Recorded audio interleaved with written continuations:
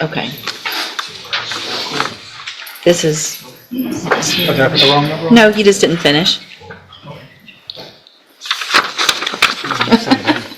That's all right. Okay, so let me go. Are you Hallie Rawls? Will your client waive the formal reading of the indictment and the motion? She will, Your Honor. Ms. Rawls, in cause number 25 DCCR 0623, let me pull up the wrong one.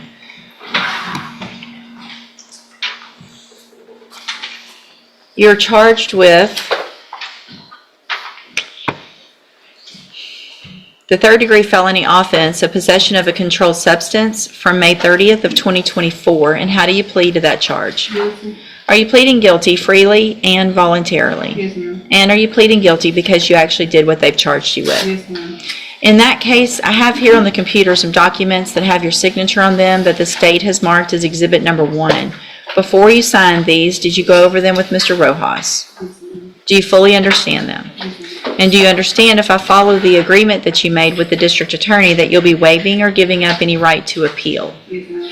Do you also understand, if you're not a U.S. citizen, that a plea of guilty or no contest may result in your deportation, exclusion from admission to the country, or denial of naturalization under federal law? Yes, ma'am. State tenders number 1. No objection. It's admitted. Is there any evidence that Ms. Rawls is not competent? No, Your Honor. All right, ma'am, in cause number 25 0623, find that you entered your plea of guilty freely and voluntarily. Find that you're mentally competent and you understand the nature and the consequences of your plea. Find sufficient evidence to find you guilty, and at this time find you guilty of possession of a controlled substance. Sentence you in accordance with your agreement to a term of 2 years in the institutional division of the Texas Department of Corrections.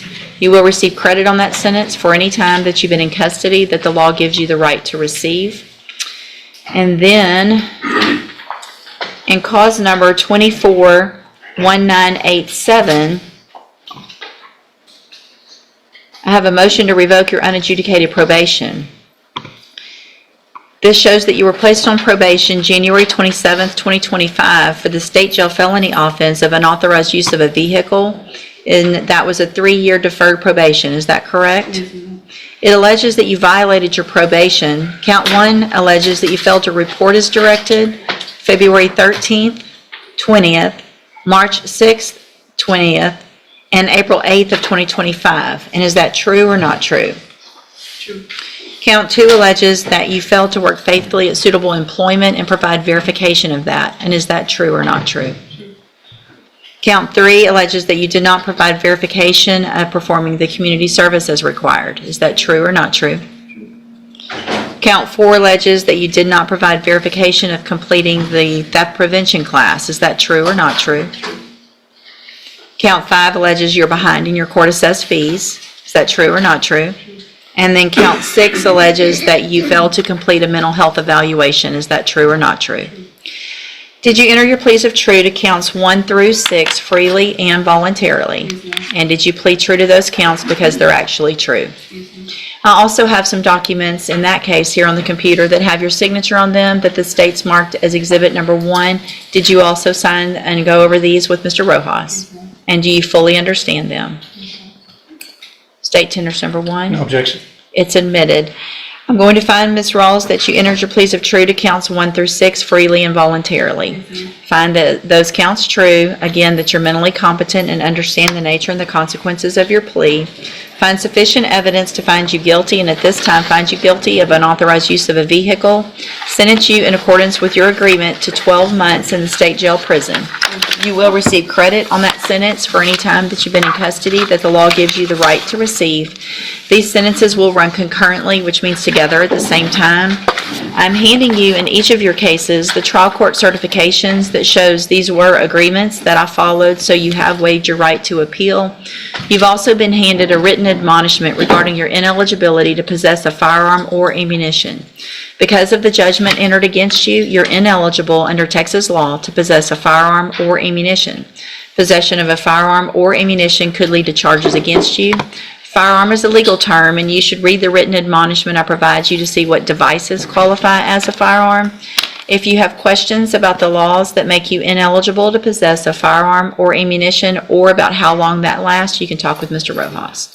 All right, good luck to you, ma'am. You can go back with the bailiff. You can get that taken care of before. All right, are you Cody Dent? Yes, ma'am. And Mr. Dent has 2 motion to revoke probations in cause numbers 13-17772 and 22-41052. And there's a new offense, a burglary of a building, in cause number 250807. Mr. Samuel has filed a motion asking that I set a bond in those 2 MTRP cases. Is that correct? Yes, Your Honor. And let me get that pulled up. As well as the motion for access to mental health expert. That I probably don't even need to have a hearing. If you've filed the motion and there's, Yes. I'll look at it once if you'll just get it all filed with that attached to it. It needs to be e-filed. I'll take a look at it. It's no problem typically, as long as you have that affidavit of indigence attached. Yes. Okay, so.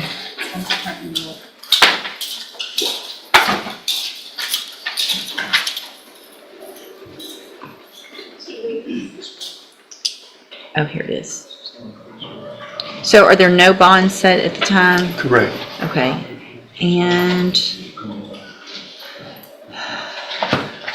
are they deferred? Yes. They are both deferred. Mr. Smith, what is the state's position with regard to bonds? I showed on F-22 for 1052, it's a straight probation, 2 years, suspended for a period of 5 years. Which one? The second one, which would make sense if he got on probation after he was already on probation.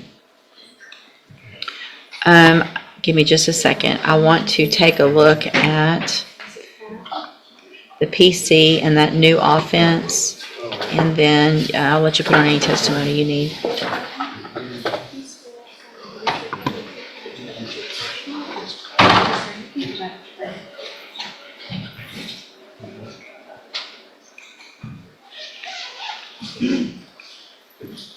All right, I'm printing something. Do you wish to call a witness, Mr. Samuel? Yes, I call Mr. Dent. And you need to speak up so the court reporter can hear you, please. Mr. Dent. Mr. Dent, best you can, raise your right hand, please. Do you swear or affirm the testimony you're going to give in this hearing will be the truth, the whole truth, and nothing but the truth? Yes, ma'am. Thank you, sir. You can put your hand down. Go ahead, Mr. Samuel. Yes, Mr. Dent, you were placed on probation initially in 2015, is that correct? Yes, sir. Okay, and since that time, you had one other charge that came up, is that correct? Yes, sir. Okay. Right now, are you presently under the care of any doctor facility?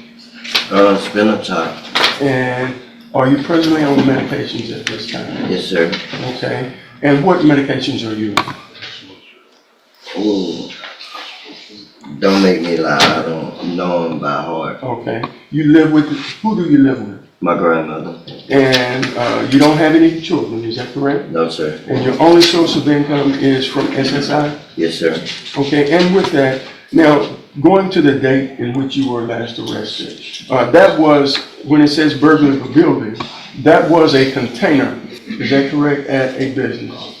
Yeah, well, I thought it was a gypsy dumpster. Okay, just answer the question that I asked you, please. Okay, it appeared to be a dumpster, is that correct? Yes, sir. You didn't think that was anything wrong with getting something out? You thought it was trash, is that correct? Yes, sir. Okay. At that time, had you had your medications? No, I didn't take any medication. Okay. Your Honor, we believe that, I passed the witness, Your Honor. Any questions with regard to this hearing? No questions regarding this. All right, give me a second. I'm reading the pre-sentence report, the PC. Yes, So ma'am. it shows that the allegation is from theft at Discount Tire. Right, And there was a shipping container, right, and he was allegedly removing tires and placing them in his vehicle. right. And this,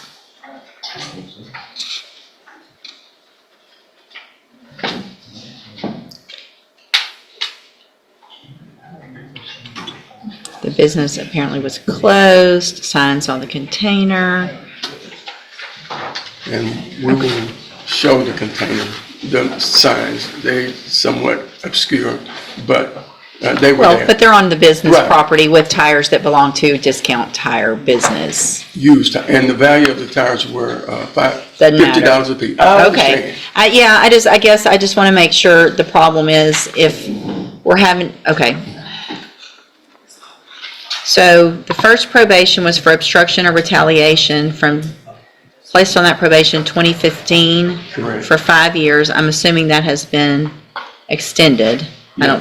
And then while on that probation, there was a theft of property, was continued on the first probation, placed on probation in February of 2023 for a 5-year straight probation, and now we've got this. Correct. Okay, I think at this time, based on the nature of the underlying offenses and based on the allegation in the new offense, based on the fact that there are some obvious mental issues, I don't know that it's in the best interest of anyone for me to let Mr. Dent back out to be doing the same thing. It sounds like he's stabilized. I want to make sure he is. We can get an evaluation done. We'll get you an expert, and then we'll set it for a hearing. But I'm not going to grant the motion setting a bond. I don't think that is in the best interest of our community or Mr. Dent for that matter. Why can excuse me, can I ask you something, Ms. West? Why can I not get a bond? Because you're on 2 felony probations, and the allegation is that you committed another felony offense. I don't think there was a crime, taking some tires, getting some tires out of the Well, then that's a bigger problem. All right, you can go back with the bailiff. Arthur, I don't see that you filed